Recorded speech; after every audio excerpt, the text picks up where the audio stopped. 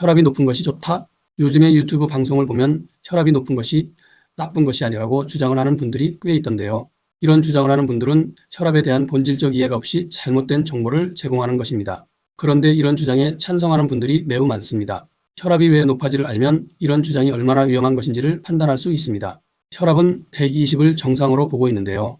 일정 허용 범위를 주어서 140 이상을 고혈압이라고 말합니다. 혈압 이상값인 120보다 높다는 것은 심장이 정상적인 힘을 썼을 때 세포에 필요한 산소가 충분히 공급되지 않는다는 것을 의미합니다. 그래서 심장이 힘을 써서 혈압을 높여 세포에 필요한 산소를 보내는 것입니다. 이게 문제가 없는 것인가요?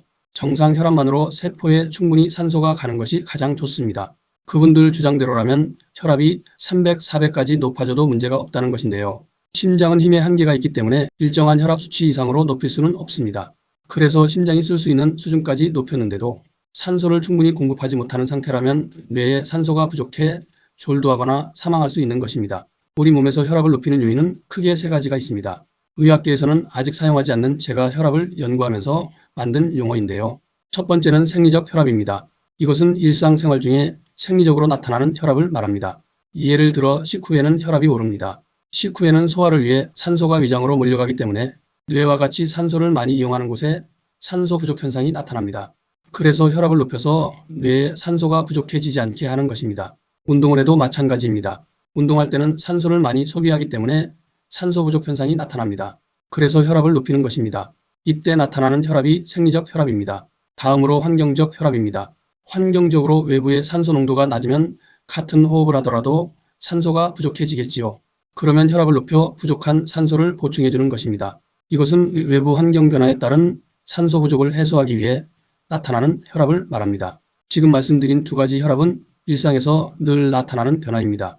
이때 혈압이 높다고 하여 고혈압이라고 하지 않습니다. 문제는 위 두 가지 요인이 아닌 일상적으로 늘 혈압이 높은 상태가 있습니다. 저는 이 혈압을 구조적 혈압이라고 명칭을 붙여보았는데요.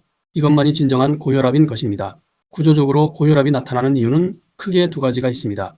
하나는 혈관이 좁아진 경우입니다. 좁아진 혈관으로는 심장의 정상적인 힘만으로는 세포에 충분한 혈액, 즉 산소를 충분하게 공급할 수 없겠죠.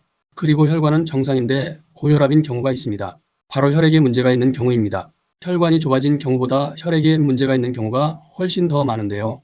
혈액의 점도가 높거나 탁할 때에는 혈관이 정상이라도 정상 혈압만으로는 세포에 충분한 혈액, 즉 산소를 공급할 수가 없습니다. 그래서 혈압을 높이는 것입니다. 이 논리 이해하는데 어려움이 없으시죠? 그러면 혈압약에 대하여 알아보도록 하겠습니다. 혈압이 높을 때 혈압약을 복용하는 것은 어떨까요? 결론부터 말씀드리면 혈압약으로 혈압을 낮추는 것이야말로 가장 치명적인 방법입니다. 혈압약의 혈압 강화 원리를 잠깐 소개해 드리겠습니다. 대표적인 혈압 강화제인 칼슘 기량제에 대해서 설명을 드려볼게요. 이 약은 심장이 칼슘을 이용하지 못하게 하여 심장이 힘을 쓰지 못하게 합니다. 그러면 힘이 부족하니 혈압을 높이지 못하겠지요. 지금 반드시 혈압을 높여야 하는 상황인데도 불구하고 혈압을 높이지 못하기 때문에 우리 몸의 세포에는 산소가 부족한 상태가 됩니다. 계속 복용하면 만성적으로 산소가 부족해집니다. 만성적으로 산소가 부족하면 가장 먼저 암이 발병합니다. 혈압약을 복용할 경우 복용하지 않는 사람에 비해서 암 발병률이 2.5배 더 높습니다. 암의 유일한 원인은 만성적인 산소 부족이라는 사실을 안다면 이해하는데 조금도 어렵지 않을 것입니다. 만약에 당뇨 환자가 혈압약을 복용한다면 어떻게 될까요? 당뇨 환자는 반드시 혈압을 높여야만 세포에 산소가 부족해지지 않습니다. 혈당이 높기 때문입니다. 그런데 심장의 힘을 약화시켜 산소를 충분히 공급하지 못하게 한다면 어떻게 되겠습니까? 당뇨합병증이 급속하게 늘어납니다. 대표적으로 족부괴사를 들 수 있습니다. 족부괴사는 손과 발에 산소가 크게 부족해서 세포들이 죽는 것을 말합니다.